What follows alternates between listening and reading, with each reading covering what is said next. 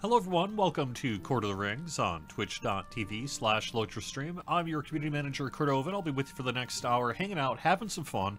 I'm going to be chatting with Vastin in just less than a minute here about some upcoming adjustments to Ringwraiths and the fights that we're seeing currently on Angmar and Mordor. I could talk a little bit. I got to be a part of one, and we won yesterday on Angmar. I'm also going to be taking part in these events that are a big part of our schedule for the weekend. If you're looking for something to do in LOTRO, this is the weekend for you, because we have both the Tale of the Shipwrecked Mariner active and the Baggins birthday event active. First time on Angmar and Mordor, if you're checking that out. If you're on the regular worlds and haven't run them either, that is something you can do here this year. And we'll have just a look at other news and that happening in the world of the Lord of the Rings Online. So thank you so much, everyone, for being here.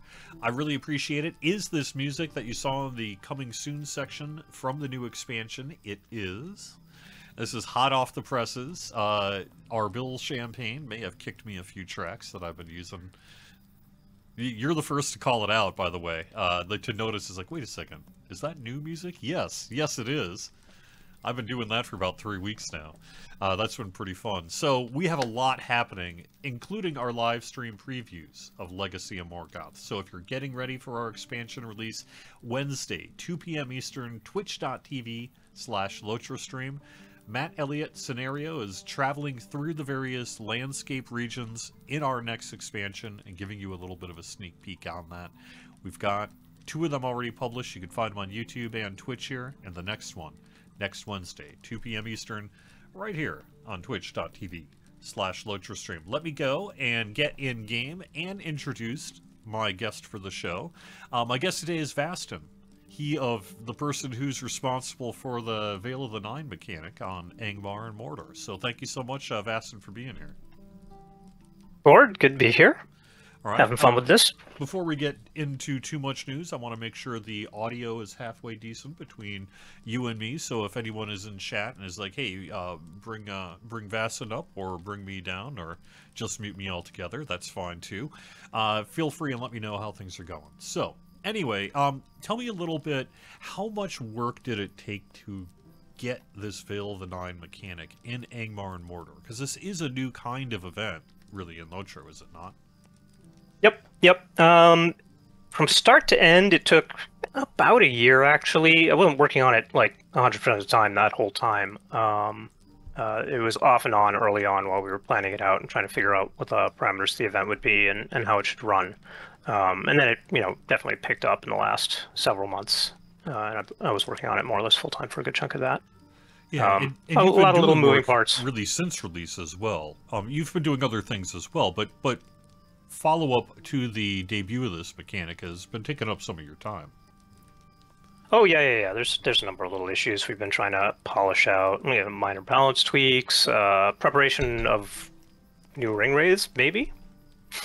And there's also working on a new format. Because while the event's been a lot of fun, a lot of people have been having fun with it, one of the big issues, obviously, has been crowding. It's hard for people to get in to fight the Wraith because everybody wants to fight the Wraith. So we're working on a new format to help alleviate that, which is in addition to the Wraiths appearing, we will also occasionally have portals appear. Yeah. And when a portal, other than that, they appear similarly. It just kind of alternates is the idea.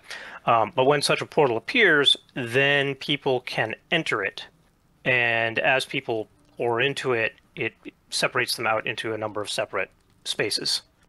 With a fairly large number of people in each, but enough that there shouldn't be so a creating multiple Ringwraith fights, each on their own individual instance layer, essentially. Yep. And each Wraith spawns within that space to fight the group that lines up for it. Mm-hmm. So, just to back up a second, you say that this is a possibility, so it could be that the current mechanic on Angmar and Mordor of the Ringwraiths spawning on the landscape, people going to the landscape and doing the experience they currently are, that will continue. But there's another option, which is that instead of that Wraith spawning, it'll be a portal instead. Yep. Okay. Yep. We're hoping to keep the landscape one, because there's a certain raw amusement factor to just having them appear there in the world like that. The big problem, from our point of view, is just that everybody feels that like they have to go and get there because it's hard to get them. They're rare. So they really try to pile in, and that's what's causing a lot of the lag in the fights. The initial loading of everybody in that space is what you're talking about. Yeah, that's a big part of it. And as people come in and those layers start stacking up as well, that like every time the server has to create a layer, that's additional load as well. So there's a number of little issues with that. And so the hope is that by creating a way where people have a more guaranteed way to be able to engage with the Wraith within these spaces, that'll take pressure off the landscape fights. But people who still want to do them can go do them, but it won't be like half the server trying to crush in all at once. We'll see. That may still be an issue, but hopefully not. So one thing about doing it in an instance space, there's a lot of things you can control, but one of the limits you're going to have is how many people can take part in it, right? You can't have that constant churn of new players going into the space or something like you do on the regular landscape fight. How are we managing the size relative to expectation on the current landscape? So the spaces are going to be designed to handle about the number of people that we designed the original Wraiths for, which is, in the 40 some odd range, 40 to 50 range. And basically, you don't have to form groups for this. It's not a classical raid where you have to like go and recruit a group of 24 people or 48 people into a fellowship. You just go in. You just go in, and as people go in, it fills up one, and then when that one caps out, people keep going in, it creates another, and so on. So it's catch as catch can. So it still has that chaotic nature of the landscape fights in terms of you don't necessarily know who you're going to be with. You're going to have to, work out your combat tactics on the fly and see how that goes. We like that kind of chaotic nature of these fights because it makes it different than a normal raid, and it makes it a bit more of a catch as catch can event. Okay. All right. Do we have any sense about the when on this? Because I know there was a part that we were hoping to get it in maybe for 42, but that's not necessarily guaranteed. Am I correct about that? 42 is looking pretty good right now. Yeah? Okay. I don't want to guarantee it, but I'm feeling good about it. Okay. All right. Well, that sounds good. So this is something that we may be able to see on Bull Roar, do you think? I dearly hope so, yeah. I'm hoping our next Bull Roar. I'm not sure when that's scheduled for right now. Yeah, it's weeks yet. I don't think it's not quite yet. It'll be, I think, it's something pretty in the good range chance of I'll be a few able weeks from now. And it's because we're getting ready for our regular Legacy of Morgoth Update 42 preview cycle on Bull Roar, and so this could potentially be a part of that where we could enable the Ringwraith mechanic either on Bull Roar or do some kind of fiddly thing where we reset up kind of a Lamania, or not Lamania, but Bull Roar version of Angmar and make that happen. So I think there's a couple options there. Yeah, and even if there's some unfinished stuff, we might be able to get in there as GMs and just set some stuff up on manual. Oh yeah, you're right. Of course, I didn't even. I don't know why I didn't think of that. Of course. Yep. So one way or the other, I'm pretty sure we'll get a Bull Roar. So as people have just been noticing, I'm just kind of putzing around the landscape. I'm kind of half doing Tale of the Shipwrecked Mariner here, and I'm taking the scenic route just to show off some landscape and things like that while we're talking. Kind of low kind of energy gameplay here, just so I've got some video going on in the background. But I do want to make sure I pause for a second so I can scroll through chat and get through some of your questions and any comments that you might have as well. So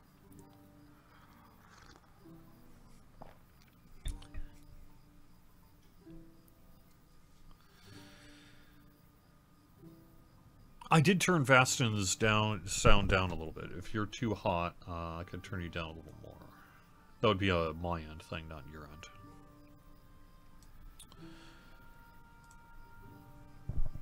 Pity the last 2 or 3 folks stranded in the last instance to spawn off that portal. So could you end up with a situation where you've only got... sorry about that a second. A situation like that? Yes, yes, Okay. that can happen. Okay, so those people may just need to bail, not entirely unlike it's spawning Yeah, on they them may in the need to bail. landscape and them needing to bail maybe as well, but, you know, there we Yeah, go. yeah. There's a grace period when you first go in to allow people to get into the instance before before the wraith appears. So if you find yourself alone in there, you may want to just turn around and get out. All right, I don't quite understand this question. Maybe it'll become more clear as I read it out loud. Since you're adding a public layer building space, can we add a level sync mechanic? Take epic battle tech so that wraiths are useful as level caps change. I'm not quite sure what is being asked there, but how do we plan to do? It's just anyone within 5 levels of the current server level cap gets access to the instance. Is that how it works? So the wraiths themselves are already designed to match the player level cap at all times. So as the game level cap increases, they're just going to go right with it. Okay. Yeah. All right. Yeah. There will probably be some balance tweaks we have to make along the way because not all levels are exactly alike, despite our efforts to make them similar. The difficulty does tend to shift around a bit.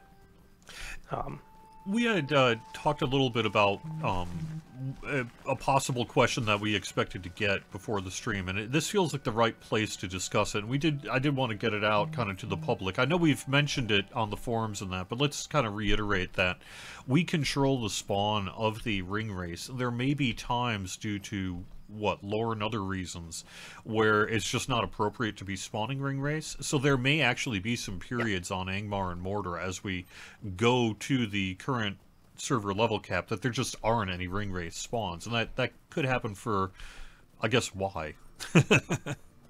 Yeah, we intended to in part just to give players a break and yeah. Like, okay, this is going to be a calm time where there are no wraiths spawning. And then bring them back again mostly we wanted to tie it to regions of the game where they felt like they were really appropriate, and where they matched the mood. But part of it was also just to create a.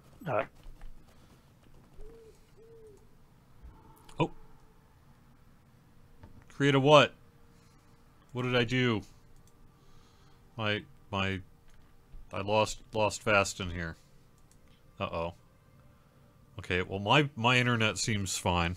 So let me just turn off that camera for him for now. Oh, okay. All right. You're back. Am I back? You are. All right. Sorry about that. Great. I don't know if that was an issue with my internet or something else, but It's probably my upstream because I can still hear you. Okay, good deal. Where did we leave off? Do you remember? We were talking about actually, I don't know when I got cut off. Yeah.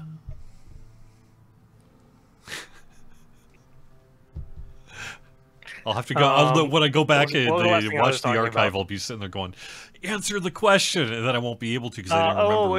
It was a pacing thing in terms of like whether the event's going to be on full time. So to go back to that, no, we tended to actually have the event occasionally turn off and then back on at different level bands, just in order to create a contrast in pacing, among other things, and also so that we could have the wraiths active during areas of the content where it felt more appropriate for them to be around, and then turn them off places where it doesn't really feel like they should be here necessarily. Maybe specifically where Ringwraiths just would not make sense at all to be in the game world. That's what we're talking about here. Yeah. Yeah. I don't know. I can't think. When someone asks me, it's like, okay, well, what is that? Moria, maybe? No, I don't know. Where this is a Chris Pearson question, maybe, or maybe. Well, right, because Moria isn't really a place where the Ringwraiths appeared in the books. Certainly, I mean, I guess they could have, but it's a very different atmosphere in there. From the initial parts of the books. So that is a place where we might be like, let's downplay the Ringwraiths for a little bit and do some other stuff. Yeah. Okay. All right. Well, let me pause where I'm at. Let me just turn the camera so it's a little bit of a more picturesque picture here, and get to some more questions from chat. That'll work. That'll work for now. All right.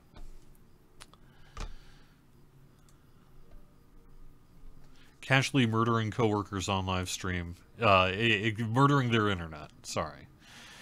So instead of spawning wraiths, could we not spawn other enemies that make sense to a particular zone? So, there's really several components of that. One of them is the Ringwraiths, and one is the lesser wraiths.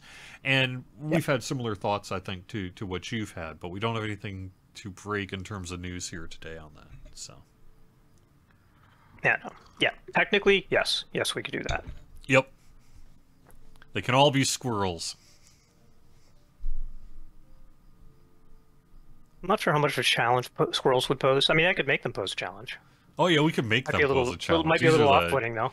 I mean, they're mean and tough. All right.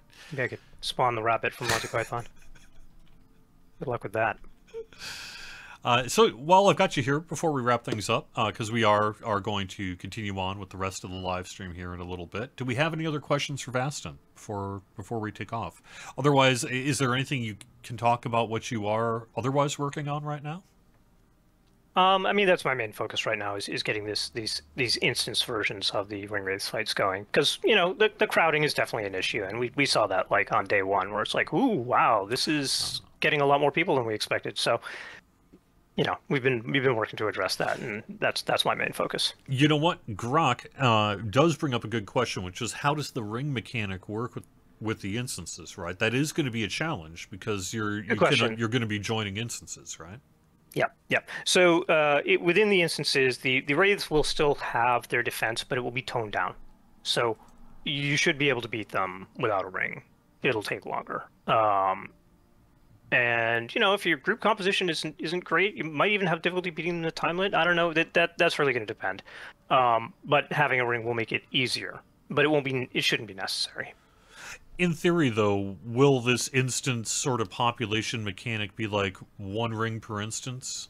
Do we have that ability to be able to separate people out like that? No, not going to be able to do that. But it's potentially possible that somebody who's like doubled up with a ring could like jump out, maybe try to get into another one. Mm-hmm. But no, as a rule, it's just going to be they end up where they end up. Yeah, so being able to call in ring bearers to some extent is going to be more of a mechanic for the landscape part of the Ringwraith fight than the instance. Yes, which is one of the reasons we want to retain the landscape fights, because that's where the rings are really cool. The other mechanic that I'll just bring up right now that is different is dread. So people who've been in the Wraith fights, one of the things you probably notice is that dread builds up continuously as you fight them. That is also going to happen in this arena space where you fight them. And it's not a huge space, so you can't necessarily get out of it the way you do on landscape. So there will be a mechanic in the space to help alleviate dread buildup. Okay. But it will be there. It'll be active. You just sing a song into the microphone. Inspire your party members. So, see, that's why this is why you do it rather than me, is what I'm saying. So, all right. Well, thank you so much, Vastin, for taking the time out of your afternoon on this Friday to join us to talk a little bit about the Ringwraith spawns on Angmar and Mordor, and a little bit of a peek into what to expect both with Legacy and Morgoth and further out even as we enjoy these legendary worlds. So thanks so much for joining me, and I'm going to let you go now, and have a great afternoon. Thank you. Have a good afternoon. All right, I am currently swimming on my way to, I can't see my glasses here. I ran here. Let's get to a little bit of news while we do that.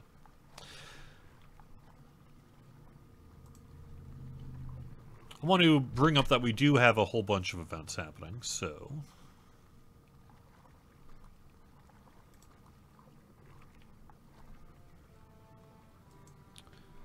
I want to put a few things up on the screen. It's a busy weekend because we have both the Baggins birthday event and the Tale of the Shipwrecked Mariner, which is happening at the same time. So, we also just wrapped up the Treasure Boogan event. That just happened kind of midweek this week. So, Treasure Boogan was last weekend. Tale of the Shipwrecked Mariner runs through the 22nd, getting shut off at 3 a.m. Eastern on the 23rd. And Baggins' birthday event is available through the 25th being shut off at 3 a.m. Eastern on the 26th. There is a guide on LOTRO.com for the Tale of the Shipwrecked Mariner. I admit I am remiss. It is entirely my fault. And I'd apologize, except I didn't have time to do it, so whatever. But I do not have a guide for the Baggins birthday event. That is one of the long... Wait, it's been a couple of years now that I was just like, oh my gosh, we've never had guides for anything of this stuff. So let me finally do that. And I was able to dedicate a whole bunch of time to getting all the guides done, but I forgot about Baggins' birthday. And every year since, the Baggins' birthday event comes around, I'm like, oh right, you promised you were going to make a guide for the next year, and then you didn't, and now it's too late because you don't have time because you're launching an X-Spec and other things. So this year will again be remiss in not having a guide for the Baggins' birthday event, but perhaps 2025 will be our year, and we'll have what is really a very simple event just by speaking with Bilbo and the Hall of Fire, and then doing part 2 if you have access to the level 115 zone, so not on Angmar and Mordor this time around, and that's over by... Once I think of the name, it's going to be like, oh yeah, that place. It was one of our newer pieces of content. Lake Town. Over by Lake Town, right? I think? Alright. Anyway, that's where we're at. Because of the way I had the stream set up, let me move my chat window over so I can see your questions. And yeah, Fiber Jedi's got it covered. That's the other piece, is honestly, I haven't had time to do the work, and it's a pretty easy event. All you gotta do is Google it, and you'll get all you need to know. It's pretty straightforward. But it is, however, also true that it's one of just a couple of events that we don't have a good place to send people to a guide for or explanation to on LOTRO.com, and it is something I do want to take care of one of these years. Part of the problem is that this is I think both parts of it. At least the first part of it. It's been too long, I can't remember if it's both parts or not. I guess we'll find out when I run it on Angmar here. And it's a one-time event. Like, once per character event. So once you run it, you can't run it again.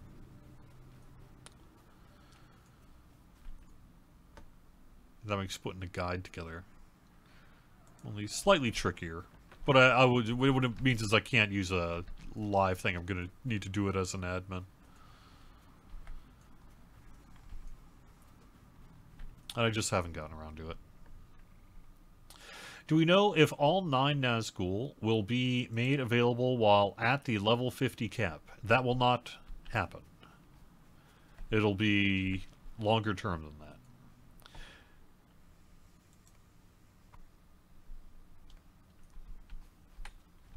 We have plans which shall not be disclosed at this time, but we do have thoughts about that and things that we'll be doing.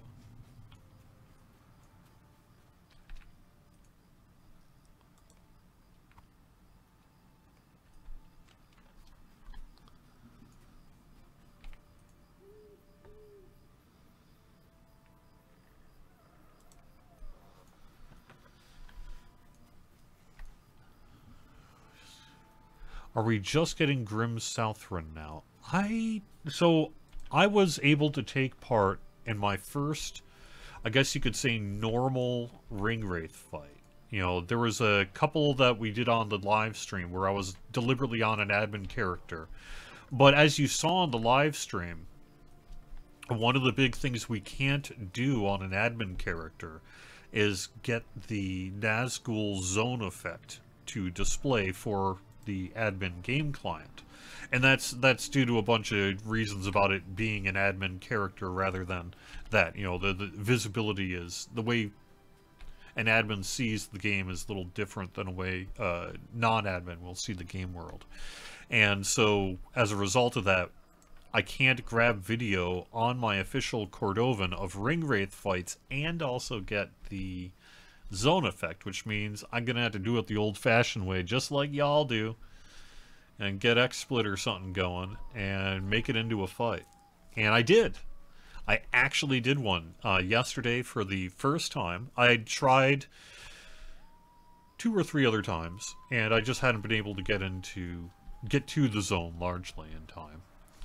But this time around, I was, on Himbarg over yesterday about 5:45 p.m. on Angmar. And that was pretty close. And I was pretty close to the coordinates that got dropped in chat. So I was among the first to be there. I was so among the first to be there that I was afraid I was going to aggro the Ringwraith. And so I was pretty paranoid. I'm also not level 50. I am level 48, as you see, but that was that. So I went and I found myself in the woods kind of a little ways off from the Ringwraith, and I couldn't find where all the other players were gathering. I wasn't quite sure where were people actually gathering to get ready for the fight. And because it had that kind of veil of darkness, it can be a little tricky when you're among the first on the scene. So I was running video of the whole thing, and the video probably won't be just put up on the show here because it's I had like some performance frame rate things and things like that I was running in. And I was trying to get, ultimately I'm trying to get video that'll be cut into like a montage of Ringwraith fights for the live stream just for funsies, because it'll look cool. And so I was able to get some video that'll end up being used there. But one of the things that I made the mistake of doing in terms of my game setting, and part of the reason I'm being somewhat circuitous in getting to my point, is that there's a setting in the user interface to turn off your 3D portraits. And normally 3D portraits aren't a huge issue, although they can be during things like Weatherstock and such. And the reason for that is when all of a sudden you get a million other game avatars in your space that is perhaps higher than would be normally expected, it can cause some deleterious impact on game performance. And so when I was recording the video, I had that on, and as a result, a lot of the video has like some kind of chugginess to it. You know, we all know about the natural state as this fight gets progressed and some of the issues. That's why we had Vastin on this week and some of the work we're doing. But in general, I was able to take part in the fight. I was able to engage in the skills and take part in the fight. I did get pwned a couple of times, and yes, I spent mithril so I didn't get yeeted out of the space. But I was able to take part in the fight. There was some slowdown, and just because I was focusing on the fight rather than necessarily the presentation the 100th time, you get into a natural play experience where you got, like, say, a Bjorning butt and stuff like that on the camera. And so I didn't want to... A lot of the footage isn't really gonna be suited quite to what we want it to be. But I did get some clips from it, and I got to take part in the fight. And we did defeat the Ringwraith. It was from start to finish. From world announcement to Ringwraith defeated was a little under 15 minutes. So it was a pretty quick fight, too, really. And I didn't get teleported out. I did get the mark, just like I was supposed to. I was also there checking to see how that went, and that went great.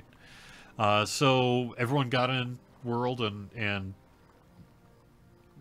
pretty much managed to be able to handle the ad spawns pretty well as well. There was, you know, the lesser creatures that are on site. They can be pretty tough, too. Even those Krabans, even those ghostly Krabans can be somewhat pwn you if you're, say, level 48. But I did okay and got through it, and it was dishing out some damage to the Ringwraith, and we got it down, and I got some video, and I'm going to keep up doing that. So if I can get into more of these fights, eventually I'm going to have enough clip footage that I can put together something that should be pretty fun to watch, I think. And that's really the only point. I mean, maybe minor marketing reasons, but mostly I just want to do it because it'll be awesome. So.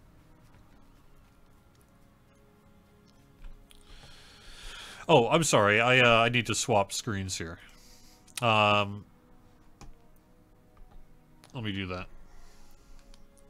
Yep. Sorry about that. I get distracted, not paying attention to where my screen is.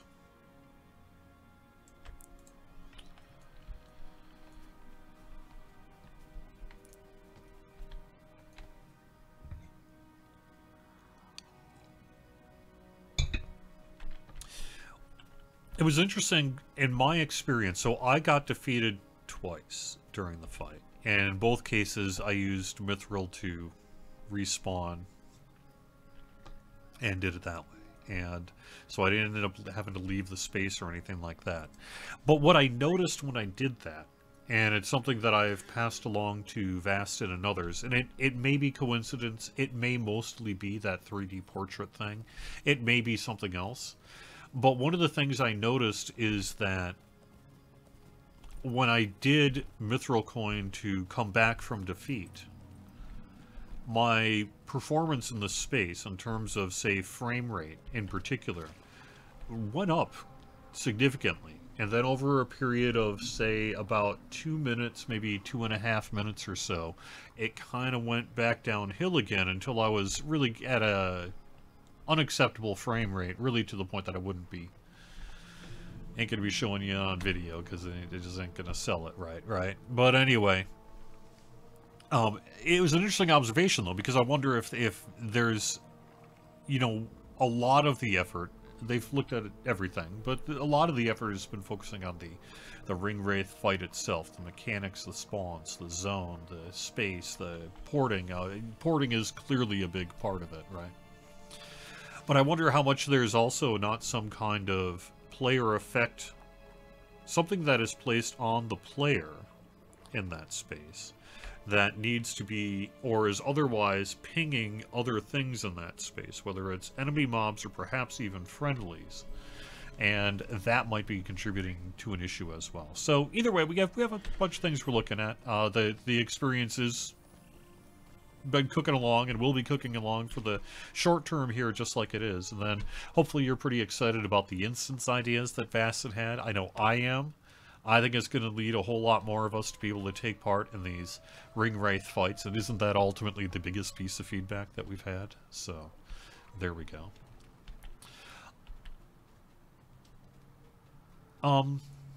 I don't know what the coffer plan is. Someone is asking about bringing back the Mirkwood coffer. I don't know when or if certain coffers are going to be coming back anytime soon. That's really something that's being controlled by the store folks, which makes sense. And they're going to be rolling out things from the vault and putting them back into the vault, as it were, over time. So we'll see. When they've been coming back, though, it's been nice to see them at a discount, has it not? So.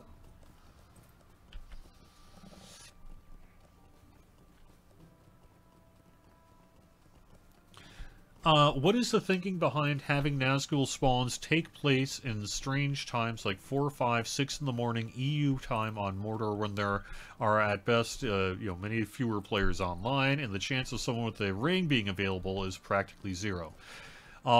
A couple of bits to say about that. One, we do want the Ringwraiths to spawn across all time zones so that all players on the server have relatively equal opportunity to take part. And part of that equal opportunity is, I think, perhaps weighing things on the prime time a little more heavily, which is something that does take place.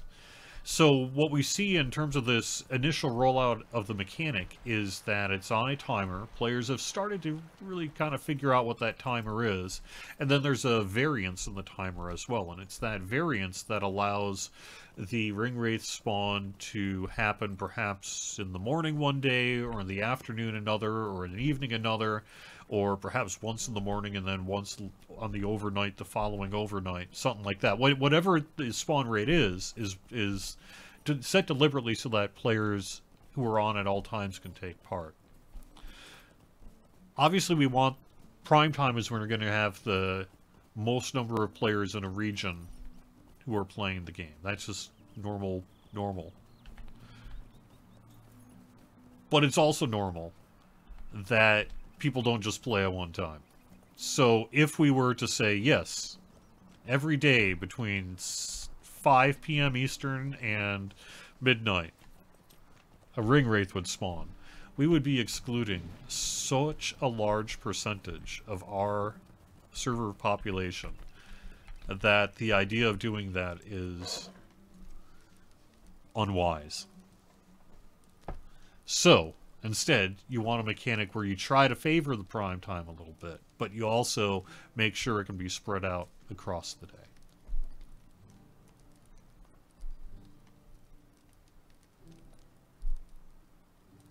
Any word on two-factor authentication? Only that it is still in process. It is still a bullet point that is being passed around. It is something that we are tracking in terms of project status, so it is something that is actively underway, but we don't have an ETA as to when we'll be able to provide it at this time.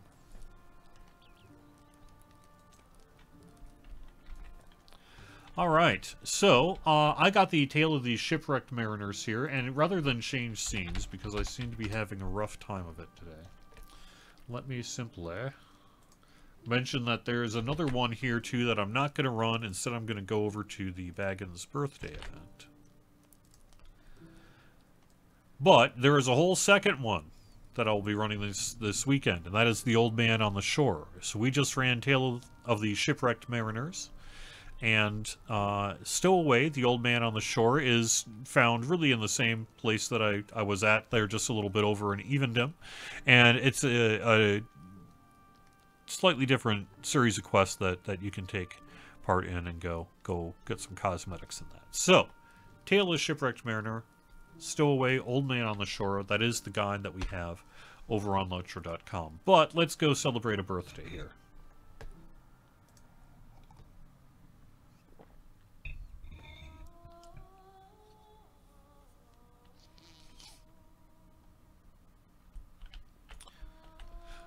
To the earlier question, though, about whether they're all Grim Southrons, I don't know the answer to that. If I get an opportunity, I'll have to ask Vastin. But I was of the impression that it was more than one possible at a time. So I think maybe it's just been luck that it's been all Grim Southrons that I've seen of late. But I, too, have, the last couple times I've been there, it's been Grim Southrons. So perhaps I am incorrect.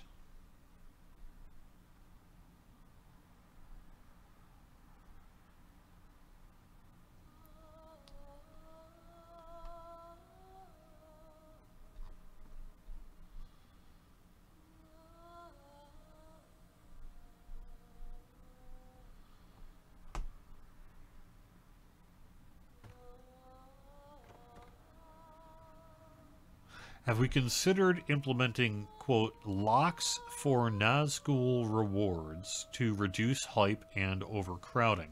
I think what you would be saying then is some kind of time-based cap on the ability to acquire tattered, what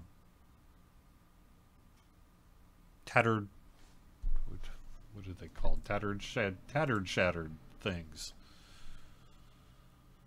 I keep on wanting to say shattered traceries, but that's not correct. Whatever they're called, those things.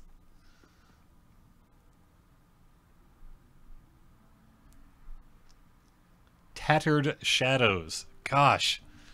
Tattered shadows. Try saying that one 5 times fast. Okay.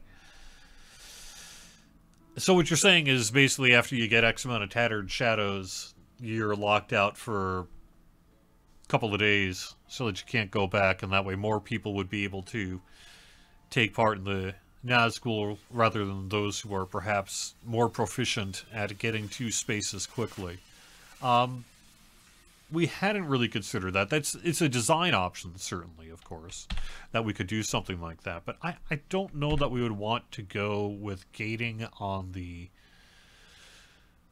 awarding of people who take part in the fight outside of the one that already exists, which you must be within 5 levels. So I think we would go with other, as you've seen, we've, I think, gone other directions than that. Epic Games TV wants VIP gifting. That would always be a neat thing to have. We do not offer it right now. We have no plans to offer it. The reality that we have run into as a business over the years is that once we open the door for one account being able to gift things like keys to a different account through a purchase flow like that, then fraud, bad actors, a whole bunch of stuff comes with it that has so far not proven to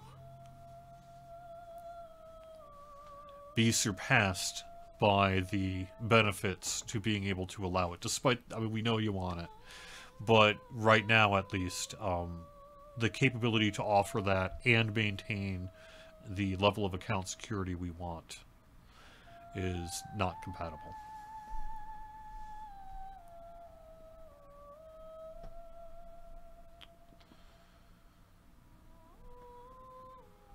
It's true, Ika Arthur as well. Right now, if you want the best experience fighting in Ringwraith, and I know maybe I shouldn't be saying this on stream, but I think it's true, you want to go on the off hours. It's less laggy. You can get there easier. You can get in. Experience is better. I think people who have done it have found that to be the case. It turns out, just like on anniversaries, you try to hit prime time, 8 p.m. Eastern on a Friday night or something like that on Langerval, and you ain't having a real good time, but you try to do it at, noon on a Thursday, and you can. So, Baggins' birthday. Frodo's request. I'm glad you're here. I'm in need of an adventurer such as yourself to help with a birthday surprise for my Uncle Bilbo. When Bilbo decided to resettle in Rivendell, he did it in typical fashion, as you may have heard, with a bang and a flash. In that moment, Bilbo instantly became the subject of many a tall tale and increasingly exaggerated legend. I know he'd be amused to no end to hear these stories, but I can't go collect them. The next time you're in the Shire, can you do it? Were I you, I'd start at the Gaffer. Alright, so, first thing, let's see if I probably maybe still have a party tree. Nope, I do not. That's just a Dillman's Crams. Okay, well, so, I basically just need to get over to Hobbiton. There's a part of me that feels, since it's at 12:45, I should just hit the button and do it that way. But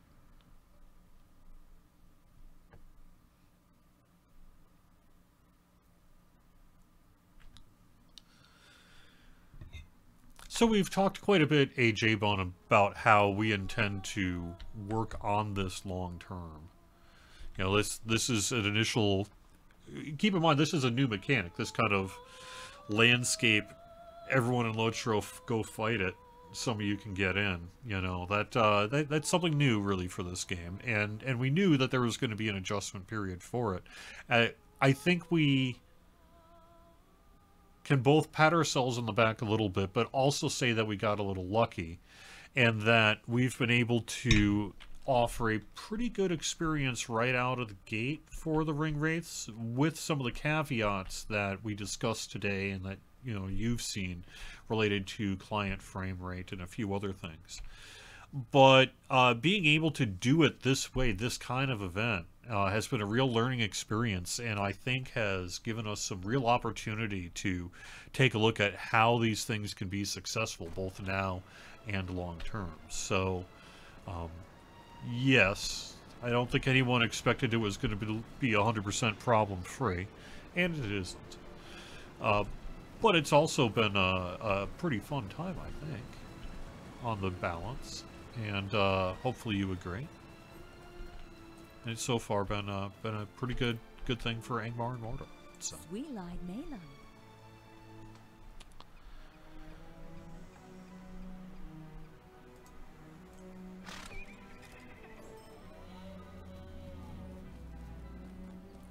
And not everyone plays prime time. Lots of people play.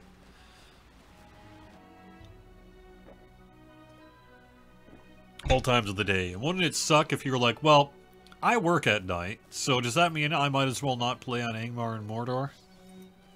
We want them to be able to take part in the Ringwraith fight as well. So. What do you need?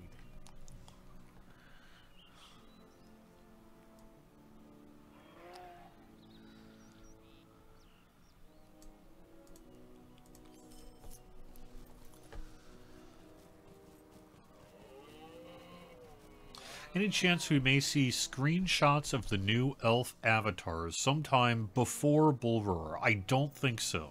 And the reason for that is this, is that our formal new elf avatar marketing screenshots are going to be at the end of the process, when we're getting close to having it all polished up, when it's basically shippable, and when it's ready to go, right? You don't take your glamour shots until you got the glamour first.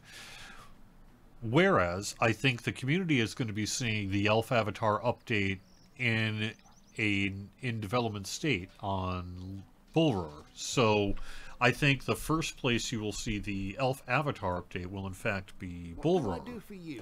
I don't have timing to announce today, but we are getting ready to do some of this. It's possible that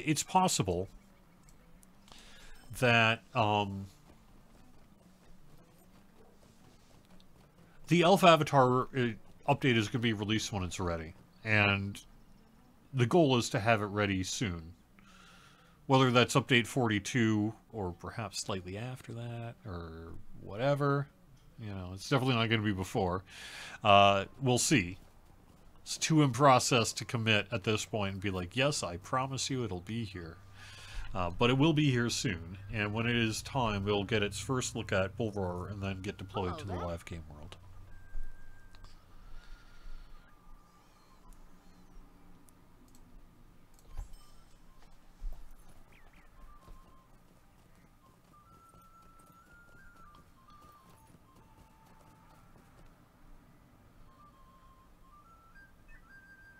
Oh, the Forsaken Reaver is also spawning, someone is saying.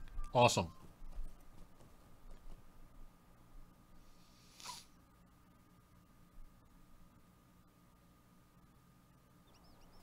Yes, Nazgul's drop more... Thank you. Nazgul's drop more gold coins.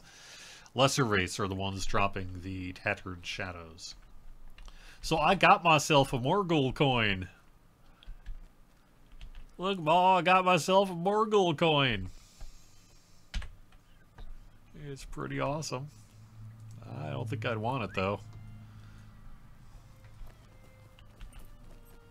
I think I would say no. No.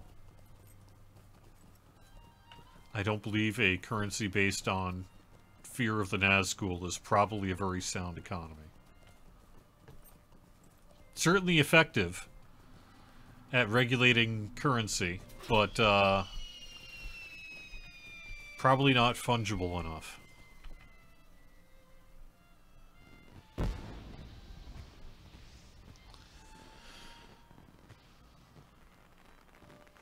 Is there a reason why we don't have, say, 2FA on the website even before getting it to the game client? I believe it's because we want to have an integrated system that works for everything. And there's also a purchase flow process, licensing process, and things like that that's involved in 2FA. You know, you don't just add, you don't hit the 2FA button and it just shows up in your game. And website infrastructure, there's actually a lot of work that's involved. And, you know, 64-bit is part of that process. So, it's ongoing. But I think the reason for that is it's no more ready for the website than it is for the game launcher. And when it would be ready for the website, it would also be ready for the game launcher.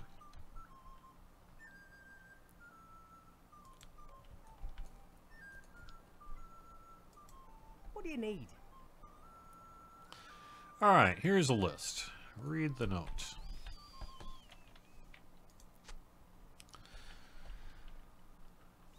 So, you're finding Ted Sandyman, Bywater Bridge, easy enough. Sheriff, Smallborough. Ivy Bush Inn, easy enough. Dudo Chubb, also Hobbiton. Lobelia, Storyteller, Hal.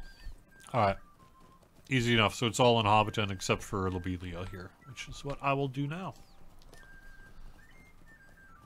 Is there any clue about the next expansion release date? I don't have anything I can say today about that. But there was a time where I almost did, so we're getting there. We're getting there. But I would say it would be weeks. Within a few weeks here, you'll hear more from us about that. So. Oh, wait a second. Oh, I go back and speak to the gaffer. What did I do wrong? Don't read the list and then not speak to the gaffer, like me. What's the opposite of a 5-row Jedi guide? That's what I'm doing. So, all right. Is there something I can do for you? So, oh, I have to go in order. Okay.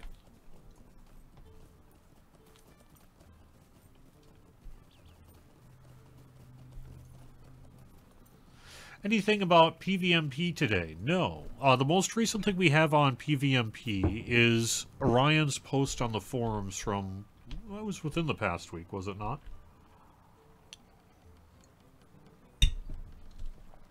And that's really the current state of things. He's talked quite a bit about sort of the process of where we are now, and some work that'll be done in the short term. But I don't know anything more than that. So as we're speaking to these various hobbits, they're telling us really what they heard happened to Bilbo.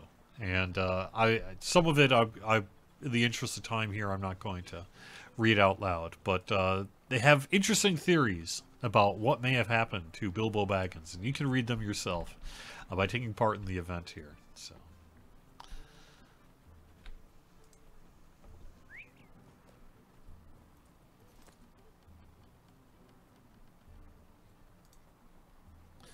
You have fought Nazgul 4 times. All 4 were Forsaken Reaver. Well, first off, congrats on 4 Nazgul fights. I have been there when a Nazgul spawned, I think, 6 times. And on my live play character, as opposed to the admin that I was telling you about where we deliberately were spawning it, and I was deliberately going in knowing the Wraith was going to spawn, right? I'm going to use my superpowers. But when I'm just on the live play character, I've tried 6 times here, and yesterday was the first time I got in. Most of the time, it's been I couldn't get to the space in time to really be a contributor. And then a couple of times I did get to the space, but I was on the wrong instance layer, and I couldn't get an invite. So, typical experience, I think, to what others have had. So. Stay and have some tea. And to be fair, that's working as intended. So. Good day.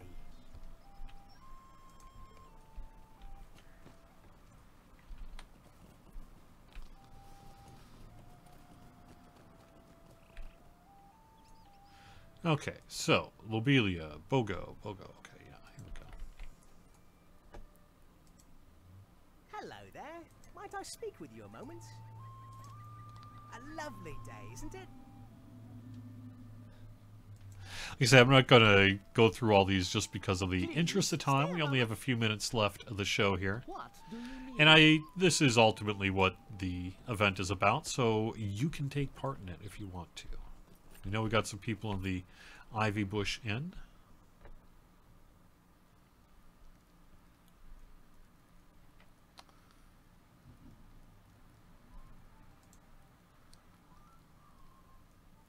More long hairstyles for female elves. I actually think we do pretty good on the long hairstyles in our game, but sure. Yeah, I think you're talking super long. This is really a question that an artist could better answer, and scenario better than I. But think about it in video game creation terms. The longer your hair is, the more issues you could have with clipping. If you've got, say, an elf avatar hair, how do you properly hide that long hair when it comes to armor, right? And so you need to be able to build in that space. So even when you have long hair, you have to do some kind of cheats and things to kind of make it work right. And so you do get a point where super long hair sounds good in theory, but becomes either somewhat disappointing in practice or exceptionally difficult to deal with all the little bits and bobs that are associated with it. And I think that is just not a LOTRO issue, but just hey, I make video games. That's the reality of hair in video games over the last 30 years. And we're better off. I mean, you could actually, there in fact have been school papers and things written about hair in video games, but hair in video games has got quite the history because it's exceptionally difficult. It's actually ridiculous when you get into trying to do hair in video games. It really is. Might I speak with you a moment? So we do have long hair, and I like the idea of doing longer hair, and I don't know what we're doing for the Elf Avatar update, but I think in general, some of the super long hairstyles, particularly, you know, waist level and below, can be exceptionally difficult to be able to pull off in a video game way that makes sense.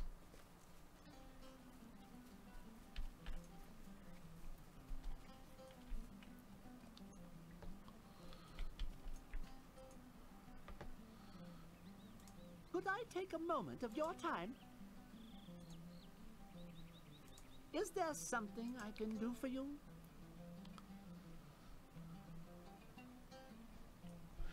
And yep, if we can do that Swan Night mount, I am all in favor of it. As soon as, you know, that would be cool. That would be cool. I've passed that suggestion along. It's on the list. We'll see.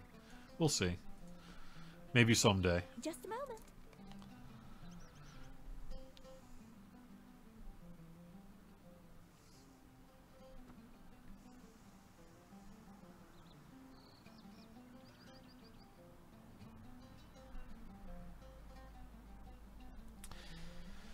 I have not heard of additional, like, war paint style options for men. Yeah, I don't know. I just don't... I don't think it's an idea that we're necessarily for or against, although you would certainly want to make sure you were careful in how you implemented something like that. But assuming that you were able to be careful and culturally sensitive and make it appropriate, you know, the concept of war paint is certainly one that can be done in our game. And we have some aspects of it, like you say, on the Bjorning and things like that. I just think it's mostly a matter of, we got X amount of resources. What do we want to do in that time? And there are just too many other things that we would rather do over that for the time being.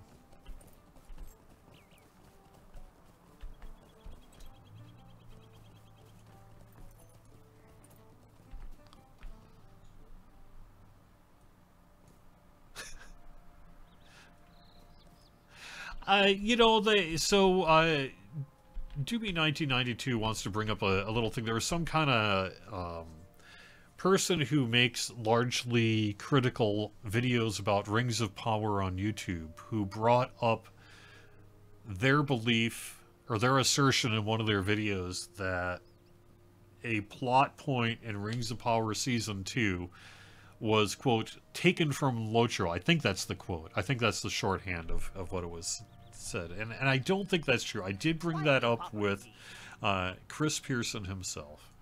And even if conceptually there's similarity there, I think it's really not that unique a thought in terms of Tolkien lore and trying to build upon Tolkien's IP, and like it's the kind of thing you might totally expect to happen in a Tolkien thing.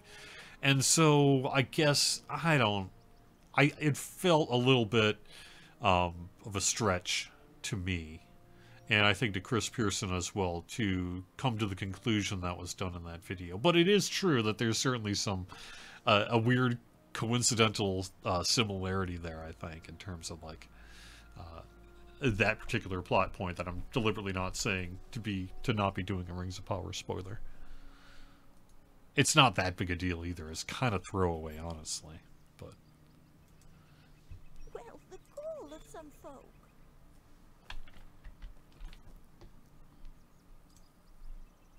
that's true, Sam Burke. One way that you could do it, and particularly has been done, especially a little older school game development than these days. But you actually can put hat on, or your hair onto a hat. So when you put on your hat, when you actually look at the hat rig, it's got a whole bunch of hair on it. And that hair will be mapped to whatever you've selected in CareGen and things. So there are ways around it, but it's... You end up having to make all sorts of different kinds of hats with hair like that. Is there something I can do? It's like a production line. It's weird. Because you have to do one for every hairstyle. For the most part. Walk off. I need to speak with you. Alright, just because of the timing here, we're just a few minutes after 1 o'clock Eastern, I'm going to just take the port, and we'll wrap up this part of Bilbo's birthday. I mentioned there is a second part over in Lake Town as well, but it's not on Angmar and Mordor because it is a level 115 zone, so clearly much further ahead in the story than where we are at this point on Angmar and Mordor. But on all the non-legendary worlds, you can run that this weekend as well, and that's over by Lake Town. You'll see Bilbo kind of sitting over on a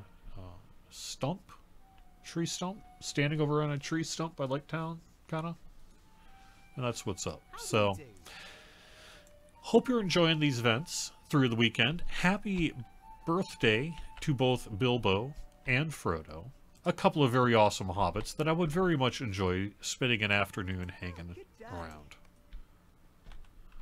They would probably find me an uncouth individual, but nonetheless, they might appreciate my hair.